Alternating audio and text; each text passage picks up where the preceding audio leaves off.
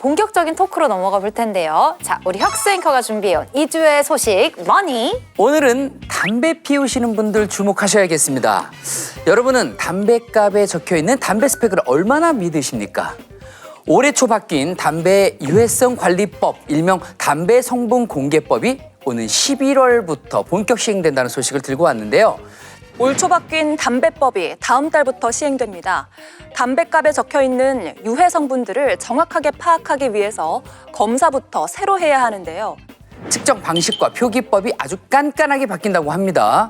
그동안 뭐가 도대체 문제였길래 그런 걸까요? 2주의 머니에서 하나씩 짚어보겠습니다. 오, 담배 자체가 일단 저한테는 좀 낯설거든요. 네. 오, 담배 성분 공개법 어려운데 박시동 평론가님 이게 뭔가요? 그동안은 담배 사업법이라는 법이 있었거든요. 그 법에 따라서 사업자가 니코틴이나 타르 정도만 소비자들에게 공개하도록 되어 있었는데 네. 그 정도 가지고는 안 된다. 국민들의 건강과 알 권리 차원에서 더 많은 정보를 제대로 공개해야 된다라고 해서 새로운 법이 만들어졌습니다. 네네. 2023년에 그래서 만들어진 법률이 바로 이 담배 유해성 관리법입니다. 그런데 일단 시행을 본격적으로 하기 전에 유예 기간을 조금 뒀어요.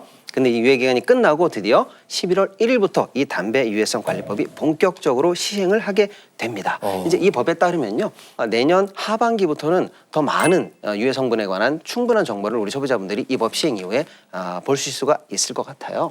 네. 그런데 왜 갑자기 이 법이 제정되고 시행되고 있는 건가요? 담배각을 보면 뭐 타르 1mg 아니면은 뭐 니코틴 0.1mg 이런 식으로 이제 표시를 되고 있는데, 그러니까 많은 분들이 이 수치를 믿고 이제 유해 성분의 함량이 낮은 담배를 마치 이거는 괜찮나 보다, 순한 담배인가 보다 이렇게 오해한다는 거죠. 그럴 수가 있겠네요. 아, 이것밖에 안 들어있다라고 생각을 네. 하는 네. 거군요. 타르 함량이 1mg 제품인 국내 담배가 절반 정도 되거든요. 네. 근데 문제가 뭐냐 그러면 이게 측정 방식에 따라서 어떤 담배 같은 경우에는 95배 정도 더 높게 타르가 들어온다고 해요. 그러니까 측정 방식에 따라서 달라진다는 거죠. 95배면 이거 차이가 너무 심한 거 100배잖아요, 아니에요? 100배. 와, 아니 근데 도대체 왜 이렇게까지 차이가 나는 거예요? 네, 그 원인은 실험 방법에 있습니다. 담배 끝에 보면 필터가 있잖아요. 네. 근데 필터 그 중간에 작은 구멍이 있어요. 천공이 있거든요. 네. 기계로 측정할 때는 여기까지 다 포함해서 측정을 하는데 실제로 흡연자들이 담배를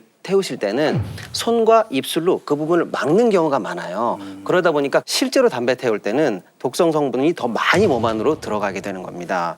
그러니까 이 사람마다 흡연 패턴이 달라서 정확한 인체 노출량은 알 수가 없다. 이런 말이군요. 네.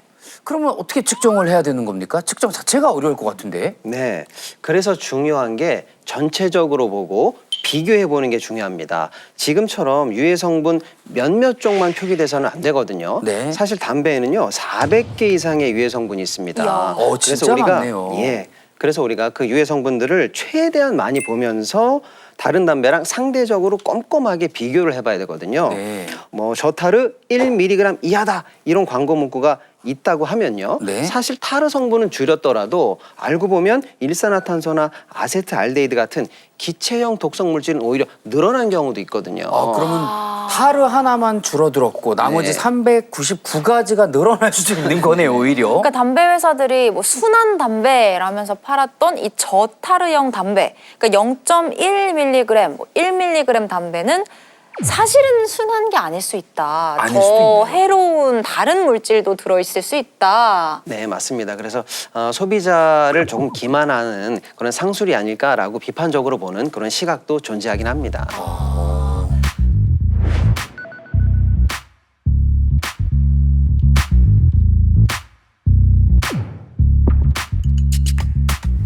그럼 결국 이 담배값에 있는 유해 성분들을 그냥 다 표시를 하는 게 사실 맞는 거잖아요. 지금 그렇게 하는 나라가 있나요? 유해 성분이 400개 정도 된다 그러잖아요. 네. 그걸 다 표시할 수는 당연히 없겠죠. 네. 그래서 너무 많아요. 다만 이제 호주, 영국, 프랑스, 뉴질랜드 이런 나라들은요, 세계 보건기구의 이제는 권고에 따라서 타르, 니코틴 이런 함량을요 숫자로 표기하는 거를 아예 금지했습니다.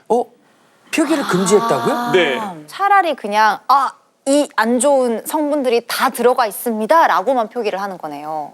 정확하게 말씀하셨어요. 이게 아까 말씀드린 것처럼 타르, 뭐 니코틴 이게 적게 숫자를 표시하면은 오인할 수가 있다라는 거죠. 그렇기 네. 때문에 이제는 그냥 모든 담배는 다 해롭다. 이렇게 이제는 표기를 하고 있는 거죠.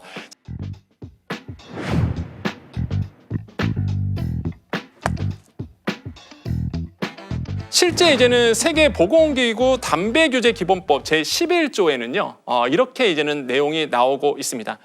해당 조항을 봤더니 담배의 포장에 특정 제품이 다른 것보다 덜 유해하다는 허위 인상을 직간접적으로 조성하는 용어, 상표, 기타, 표지 등을 포함하지 못하도록 하고 있거든요. 그러다 보니까 야 오해할 만한 거 쓰지 마. 대표적인 게 뭐겠어요? 라이트, 마일드. 아, 순 이런 거 사실 이제는 표시가 안 된다는 거죠. 그런 거 있으면 이제 오해를 하니까. 왠지 연할 것 같고 순할 것 같고. 맞아요. 근데 이상하다. 나는 얼마 전까지도 뭐 마일드, 뭐 순 이런 거 본 거 같은데 네네네. 우리나라에서 이제는 실제적으로 개정이 됐던 거는 2015년부터 개정이 됐어요. 그래서 2015년부터는 담배 가게 마일드 이런 거를 표시하지 않습니다. 꽤나 오래됐네요. 네, 맞습니다. 네. 아니 근데 또 소비자의 알 권리라는 게 있잖아요. 사실 소비자 입장에서는 뭘 알고 소비를 하고 싶은데 안 알려주는 것도 문제가 좀 되지 않을까 싶어요. 그렇다고 이게 너무 작은 글자로 하기에는 매번 돋보기를 들고 다니면서 이렇게 볼 수도 없잖아요. 네. 어떻게 하는 흔히만 겁니까? 못하죠. 맞아요. 그래서 이제는 요즘 추세에는요 웹사이트 그러니까 정부의 공식 웹사이트에 이런 유해 성분을 리스트로 쫙 올려놨습니다. 누구든지 그것을 보고 나서 이 담배가 어느 정도 해롭다, 유해 성분이 어떤 것이 들어가 있다 이런 것들을 확인할 수 있도록 지금 하고 있는 상태입니다. 자, 그래서 이제 우리나라도 그 방향으로 나아가는 걸까요? 당장 내일 11월 1일부터 시행되는 법에 이거 다 있는 겁니까? 아직은 아닙니다. 내일부터 이제 시행이 되기 때문에 사실은 지금 팔고 있는 모든 담배 이제 새 법에 따라서 싹 다 검사하자라고 해서 지금부터 3개월 이내에 팔고 있는 모든 담배는 의무적으로 전부 유해 검사를 해야 됩니다. 그렇군요. 그렇습니다. 네. 그 다음에 팔고 있는 이 모든 담배에 대해서 2년마다 재검사를 해야 됩니다. 자동차 검사 같은 거네요. 그렇습니다. 네. 정확합니다. 새로운 담배가 출시되면 출시하고 나서 한 달 이내에 유해 성분 검사를 해야 됩니다. 그래서 기존에는 유해 성분 8종을 검사했는데요. 네. 이제는요. 관련 담배 같은 경우에는 44종을 무조건 필수적으로 검사를 해야 되고요. 확 늘었네요. 액상형은 20종 정도를 검사를 무조건 해야 됩니다. 그러니까 이제 니코틴이나 타르뿐만 아니라 일산화탄소, 벤젠, 중금속, 각종 독성가스까지 이제 굉장히 많은 항목을 검사하게 될 겁니다.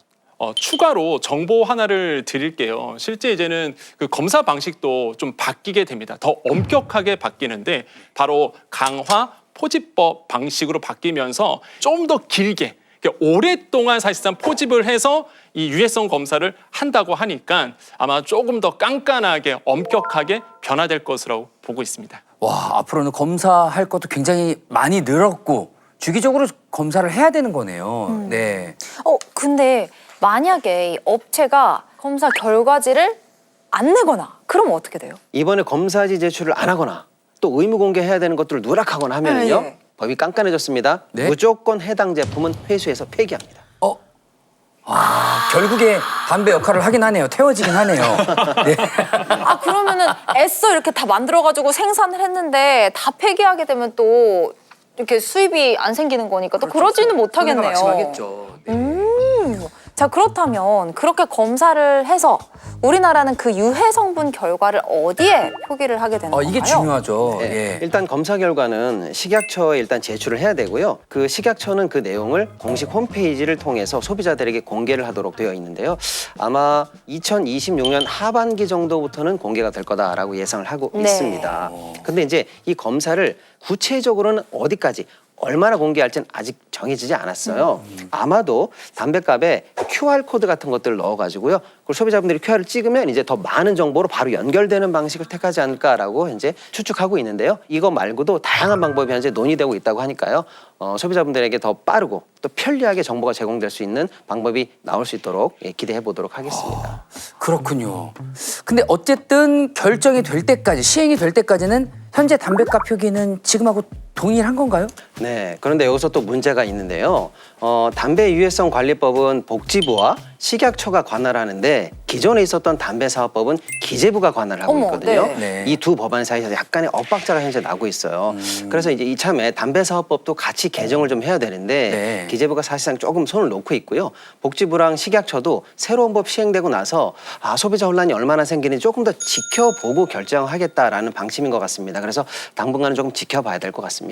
사실 이렇게 들여다보면 어쨌든 국민들의 건강을 위한 거, 그리고 또 국민들의 알 권리를 위한 거라는 차원에서 봤을 때 좋은 법이라는 생각이 들어요. 네, 맞습니다. 좋은 법이죠. 실제 우리나라의 흡연율을요 굉장히 높습니다. 아직도. 그래서 지금 정부가요 흡연율을 25%까지 낮추겠다라고 이제 얘기를 하고 있거든요. 지금은 그거보다 훨씬 높다는 높죠. 얘기네요. 예. 근데 흡연율을 줄이면 뭐가 좋겠느냐? 먼저 사회적 비용이 이제 감소가 된다라는 거죠. 현재 이 보고서에 따르면요, 2022년 기준인데 사회적 비용이 손실액이 13조 원이 넘어간다는 거예요. 아이고. 그런 다음에 직접적인 비용이죠. 한마디로 의료비입니다. 네. 의료비 같은 경우에도 4조 한 7천억 원 정도 되거든요.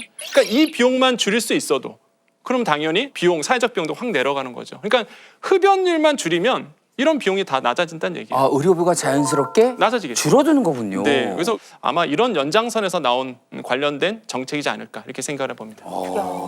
네, 이 담배 유해성 관리법의 핵심에는 결국 소비자의 알 권리, 또 우리의 건강을 회복하자는 마음이 들어 있습니다. 투명해진 정보가 우리의 건강을 지키는 밑거름이 될 수 있도록 저희도 기대하면서 지켜보겠습니다. 자, 오늘도 유익하고 알찬 정보 전해주신 권혁중 평론가님 너무나 감사합니다. 고맙습니다. 네, 감사합니다. 감사합니다.